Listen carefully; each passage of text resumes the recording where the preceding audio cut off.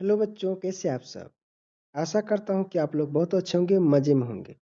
अगर आप बिहार बोर्ड की कक्षा 10 की परीक्षा की तैयारी कर रहे हैं और आपको ज्योग्राफी में एमसीक्यू या ऑब्जेक्टिव क्वेश्चन से डर लगता है, तो यह वीडियो आपके लिए बहुत ही इम्पोर्टेंट होने वाला है।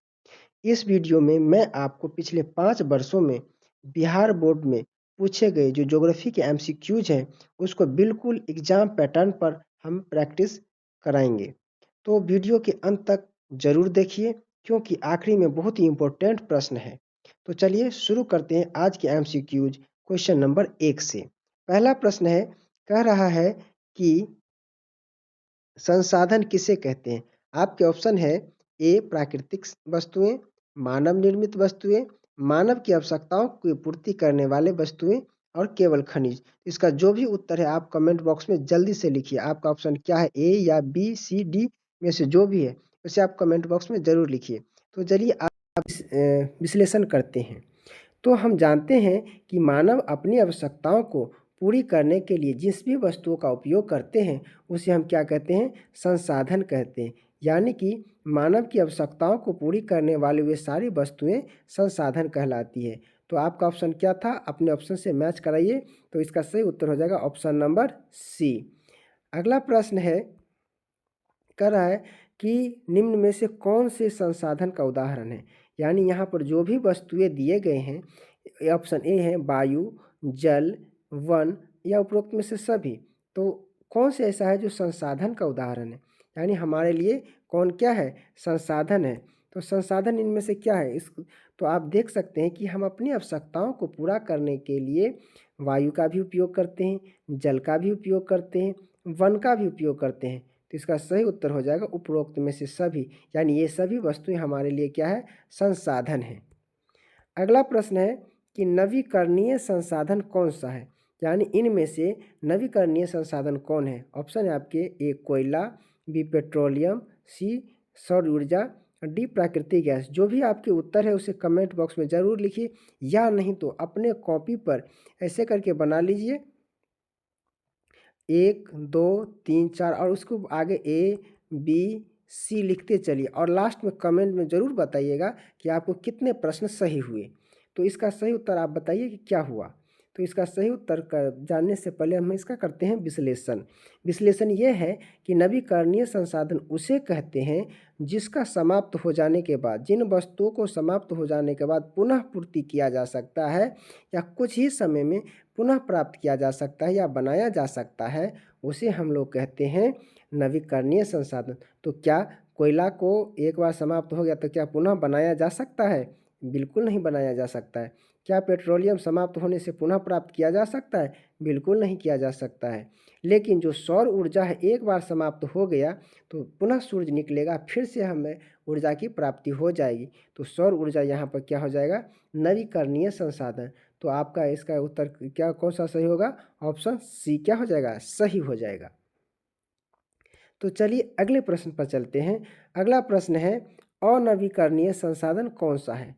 अनवीकरणीय का अर्थ हुआ कि जो संसाधन, यानी सबसे पहले इसको हम ऑप्शन देख लेते हैं, क्या है, पवन ऊर्जा, सौर ऊर्जा, कोयला और जल। तो इसमें से कौन सा हुआ। तो इसको आप तब तक उत्तर सोचिए, तब तक आप हम क्या इसका क्या बना देते हैं, करते हैं डिस्कशन करते हैं। तो डिस्कशन में सबसे पहले आप अनवीकरणीय को समझें।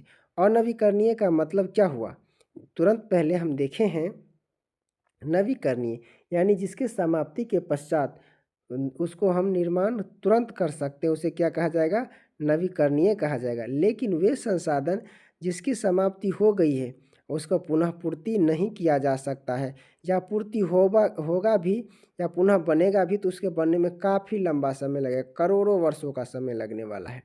तो वैसे संसाधन को हम कहते हैं अनवीकरणीय संसाधन। तो क्या पवन ऊर्जा समाप्त हो जाने से इसे करोड़ों वर्षों का समय लगेगा? बिल्कुल नहीं लगने वाला है। सौर ऊर्जा को समाप्त होने से करोड़ों वर्षों का समय लगता है? बिल्कुल नहीं लगता है। कोयला जो होता है, कोयला को समाप्त होने से क्या करोड़ों वर्षों का समय लगता है? बिल्कुल लगता है। तो इसका सही उत्तर हो जाएगा कोयला, ऑप्शन नंबर सी। ये क्या है, अनवीकरणीय संसाधन है। अब चलते हैं अगला प्रश्न पर। अगला प्रश्न है कि काली मिट्टी किस फसल के लिए उपयुक्त है। यानी कि हम जो ये जो काली मिट्टी होती है, जिस काली मिट्टी को हम रेगूर मिट्टी भी कहते हैं। काली मिट्टी का दूसरा नाम क्या है? रेगूर मिट्टी। रेगूर मिट्टी के नाम से भी जाना जाता है काली मिट्टी को। तो क्या काली मिट्टी जो होता है वो किस फसल के लिए होता है? किस जो फसल सबसे अच्छा होता है? आपके ऑप्शन है गेहूँ, चावल, कपास या जूट। तो आपका उत्तर क्या हो जाएगा? जल्दी से आप कमेंट बॉक्स में लिखिए इसका उत्तर क्या होगा, या नहीं तो आप कॉपी पर नोट डाउन कीजिए। तो इसका सही उत्तर हो जाएगा कपास, क्योंकि कपास जो होता है वो काली मिट्टी में सबसे अच्छे तरीके से उपजता है। तो इसका सही उत्तर हो जाएगा ऑप्शन नंबर सी। अगला प्रश्न है, काली मिट्टी का मुख्य गुण क्या है? जो काली मिट्टी जो होता है उसका मुख्य गुण क्या है? उसका बेसिक प्रॉपर्टी क्या है? क्या वो नमी धारण करती है? क्या वो जल रोकने की क्षमता अधिक होता है? या सॉरी, इसमें क्या कम नमी होता है?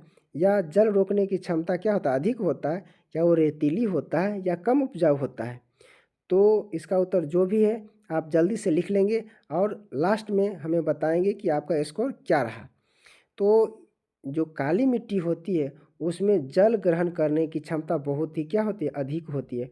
एक बार अगर सिंचाई कर दिया जाए तो जल को सोख के रखता है, पकड़ के रखता है। तो इसका सही उत्तर हो जाएगा ऑप्शन नंबर बी। इसी के साथ अगला प्रश्न पर चलते हैं। अगला प्रश्न है कि जो लाल मिट्टी का रंग लाल किस कारण होता है? जो लाल मिट्टी होती है उसका रंग लाल क्यों होता है? क्या चूना के कारण, या लौह ऑक्साइड के कारण, या एल्युमिनियम के कारण, या तांबा के कारण? तो लौह ऑक्साइड, जो लाल मिट्टी जो होता है वो लौह ऑक्साइड के कारण ही लाल होता है। आपको एक बात बता दूं, जो भी प्रश्न छपेंगे यहीं से छपने वाले हैं, क्योंकि इससे बाहर ज्योग्राफी का कोई क्वेश्चन हो ही नहीं सकता इस चैप्टर से। तो आप ध्यानपूर्वक देखिए और पूरे मन से पढ़िए, क्योंकि इससे बाहर बिहार बोर्ड क्वेश्चन पूछता ही नहीं है। तो इसका सही उत्तर हो जाएगा ऑप्शन नंबर बी। अगला प्रश्न है कि जलोढ़ मिट्टी कहाँ पाई जाती है? यानी जलोढ़ मिट्टी, ऑप्शन है पठारी क्षेत्रों में, मरुस्थलीय क्षेत्रों में, नदी घाटियों में, या पर्वतीय क्षेत्रों में। जलोढ़, इसके नाम से ही स्पष्ट है, जलोढ़ यानी जल के द्वारा जो जल होता है, जल मीन्स पानी। पानी कहाँ होता है? नदी में। जो नदी के द्वारा, जल के द्वारा जो लोढ़ कर जो मिट्टी लाई जाती है उसी मिट्टी को क्या कहते हैं हम लोग? जलोढ़ मिट्टी कहते हैं। तो जल कहाँ पाया जाता है? नदी घाटियों में। तो इसका सही उत्तर हो जाएगा ऑप्शन नंबर सी। अगला प्रश्न है, मृदा अपरदन का मुख्य कारक क्या है? मृदा जो अपरदन यानी मिट्टी का जो कटाव होता है इसका कारण क्या है? मेन कारण क्या है मिट्टी कटने का? वनारोपण, या अधिक वर्षा, या वनों की कटाई, या सिंचाई? तो देखो, जो मिट्टी की कटाई होती है, मिट्टी की कटाई कब होती है?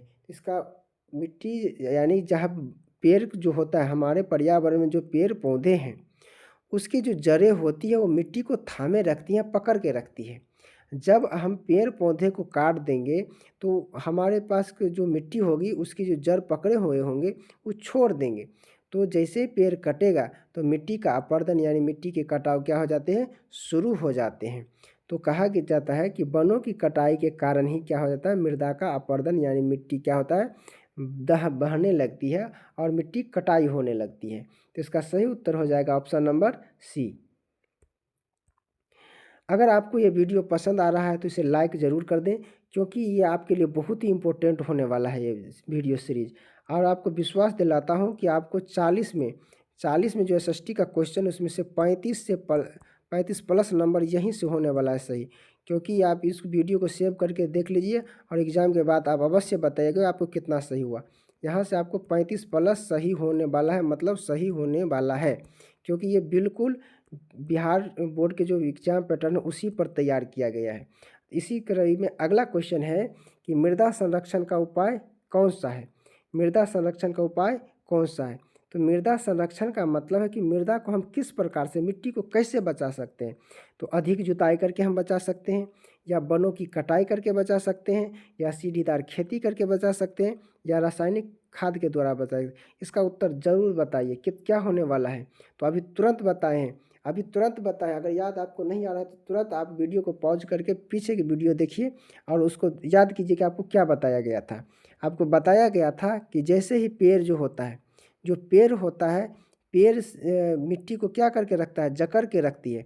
जैसे ही पेड़ की कटाई होगी तो मिट्टी का अपरदन यानी मृदा का अपरदन शुरू हो जाएगा।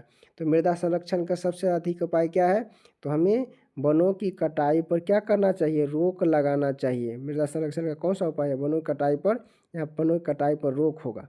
वनों की कटाई पर क्या लगाना चाहिए, रोक होना चाहिए, जिससे मृदा का क्या होगा, संरक्षण होगा। अगला प्रश्न है भूमि का उपयोग। भूमि का उपयोग का अर्थ क्या है, यानी भूमि के उपयोग का अर्थ क्या है। तो भूमि का उपयोग है भूमि को बेचना, या भूमि का सही उपयोग करना, या भूमि की खुदाई करना, या भूमि का परित्याग करना। तो भूमि के उपयोग का अर्थ क्या है, इसमें से सब कोई उत्तर होगा, आप ज़रूर बताइए। तो भूमि के उपयोग, चलिए इसका विश्लेषण देखते हैं, जानते हैं। हम अपने दैनिक जीवन में या पूरे जीवन में जो भी क्रियाकलाप करते हैं वो हम भूमि पर ही करते हैं, भूमि के सिवाय कहीं नहीं करते हैं। तो भूमि का उपयोग हम सही रूप में करेंगे, यही भूमि उपयोग का अर्थ दिखाया जाता है। ऐसा नहीं करेंगे भूमि का हम दुरुपयोग करें, तो भूमि का दुरुपयोग हमें नहीं करना है, भूमि का हमें सही उपयोग करना है। तो इसका सही उत्तर हो जाएगा ऑप्शन नंबर बी। अगला प्रश्न है कि भारत में भूमि क्षरण का प्रमुख कारण क्या है। यानी हमारे यहाँ भूमि की क्षरण यानी जो मिट्टी जो होते हैं वो क्या होते जा रहा है, खराब होते जा रहा है, यानी खेती अच्छे से नहीं हो पा रहा है। इसका मुख्य कारण क्या है, वनरोपण, खनन कार्य, जैविक खेती, या वर्षा जल का संचयन। तो देखो भूमि क्षरण का सबसे ज़्यादा कोई काम है तो खनन कार्य, यानी कि खनन के कार्य, यानी जहाँ मिट्टी समतल है या पहाड़ीय क्षेत्र है उन क्षेत्रों को कोड़ करके वहाँ से खोद करके सारे मिट्टी को खोद कर हटा लिया जाता है और गड्ढा बना दिया जाता है। खनन कार्य करने से मिट्टी में क्या आ जाती है, भूमि में गड्ढा हो जाती है, जिस कारण से भूमि का क्या हो जाता है, क्षरण हो जाता है। तो इसका सही उत्तर हो जाएगा ऑप्शन नंबर बी।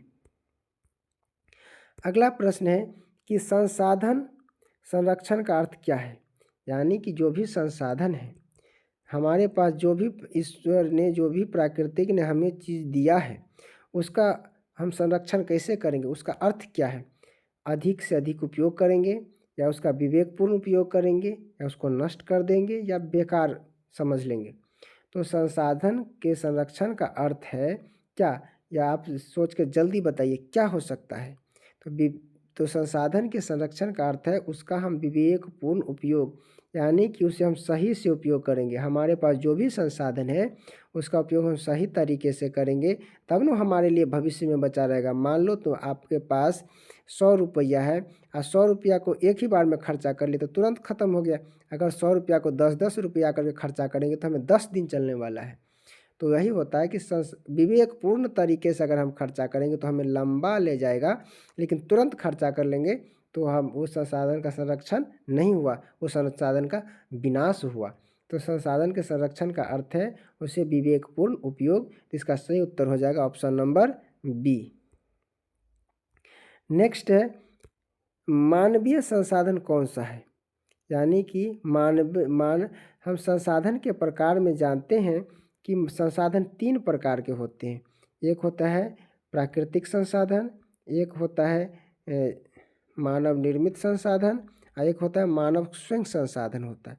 तो मानव जो स्वयं संसाधन है तो उसमें मानव का क्या संसाधन है, मानव के लिए भूमि संसाधन है, जल है, खनिज है, या मानव का कौशल। तो मानव स्वयं एक संसाधन है, अपने बुद्धि से, अपने दिमाग से किसी भी वस्तुओं को क्या कर लेता है, संसाधन योग्य बना लेता है। इसीलिए मानव का जो कौशल है, जो उसका ज्ञान है, वही उसके लिए क्या है, संसाधन है। तो इसका सही उत्तर हो जाएगा ऑप्शन नंबर डी। तो अभी तक आपने कुल 14 प्रश्नों में से कितना सही कर लिया है, तो इसका स्कोर आप लास्ट में कमेंट बॉक्स में ज़रूर बताएंगे। अगला प्रश्न है मानवीय संसाधन कौन सा है। यानी मानवीय संसाधन कौन सा, ये तो हो चुका था। नेक्स्ट बढ़ते हैं, ये क्या है, संसाधन नियोजन क्यों आवश्यक है। यानी हमारे पास जो भी संसाधन है उसका नियोजन का अर्थ होता है संसाधनों को सही से उपयोग करना। नियोजन का अर्थ होता है संसाधन का सही उपयोग करें। तो संसाधन का नियोजन हमें क्यों आवश्यक है, हम संसाधन का नियोजन क्यों करें। तो क्योंकि हमें संसाधनों का असमान वितरण है हमारे पास, क्योंकि हमारे पास अधिक संसाधन है, क्योंकि हमारे पास केवल उद्योग हेतु संसाधन है, क्योंकि केवल शहर हेतु संसाधन है, हम क्यों नियोजन करें। तो इसका जो भी उत्तर है आप सोच लीजिए। तो इसका सही उत्तर हो जाएगा क्या, तो इसका सही उत्तर हो जाएगा संसाधनों का क्या हमारे पास असमान वितरण है, क्योंकि एक समान रूप से सभी जगह संसाधन नहीं है, जिस कारण से इसे नियोजित करके रखना है, बचा करके रखना है, ताकि सभी के लिए लंबे समय तक क्या हो, उपयोग हो। अगला प्रश्न है संसाधन नियोजन।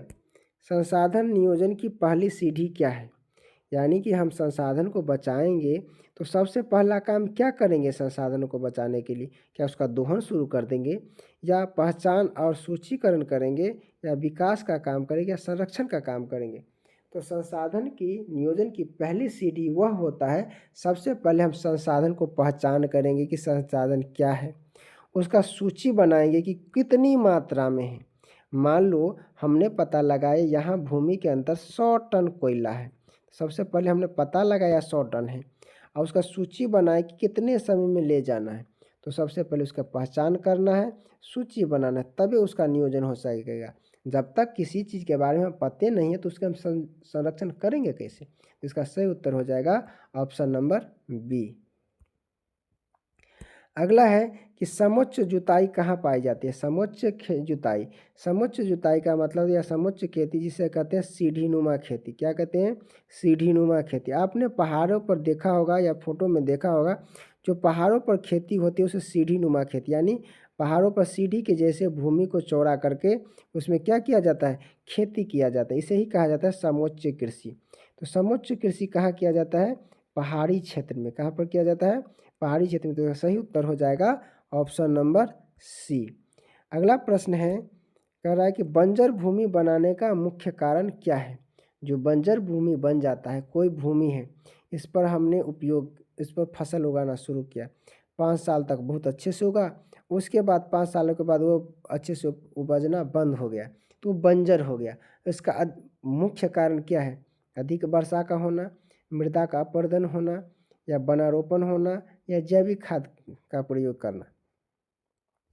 तो भूमि का बंजर होने का मुख्य कारण सबसे अधिक कोई है तो वह मृदा का अपरदन होना, यानी जहाँ से मिट्टी, उपजाऊ मिट्टी है, वो कट करके दह करके बह चला गया, और जो भी बचा वो मिट्टी में कोई जान है नहीं, जिस कारण से वो क्या हो गया, बंजर हो गया। तो इसका सही उत्तर हो जाएगा ऑप्शन नंबर बी, मृदा का अपरदन। अगला प्रश्न है कि संसाधनों का असमान वितरण। संसाधनों का असमान वितरण किस कारण से होता है, यानी कि जो भी संसाधन हमारे पास है उसमें उसका असमान वितरण है, सभी जगह एक समान रूप से नहीं है। इसका मुख्य कारण क्या है, प्राकृतिक, ऐतिहासिक, तकनीकी, या उपरोक्त सभी। तो संसाधनों के असमान वितरण का कारण है ये प्रकृति के बस में, ये कोई मानव के बस में नहीं है। इसका सही उत्तर हो जाएगा ऑप्शन नंबर ए। और आप, ये है आज का लास्ट प्रश्न, क्वेश्चन 20। भूमि एक संसाधन है, तो भूमि कैसा संसाधन है, नवीकरणीय है, अनवीकरणीय है, मानवीय है, जैविक। इसका उत्तर आप कमेंट बॉक्स में ज़रूर लिखेंगे, इसका उत्तर हम नहीं बताएंगे। और साथ ही आप ये भी बताएंगे कुल 20 प्रश्नों में से आपको कितना सही हुआ, है ना। और इसके आगे वीडियो को भी आप देखेंगे, क्योंकि हमने पूरा वीडियो सीरीज बना रखा है जो आपको एग्ज़ाम में बहुत ही क्या करेंगे, फ़ायदा पहुंचाने वाले, है ना। तो इस वीडियो को आप पसंद आया तो उसे लाइक और शेयर करना ना भूलेंगे। तो मिलते हैं अगले वीडियो में, तब तक के लिए जय हिंद।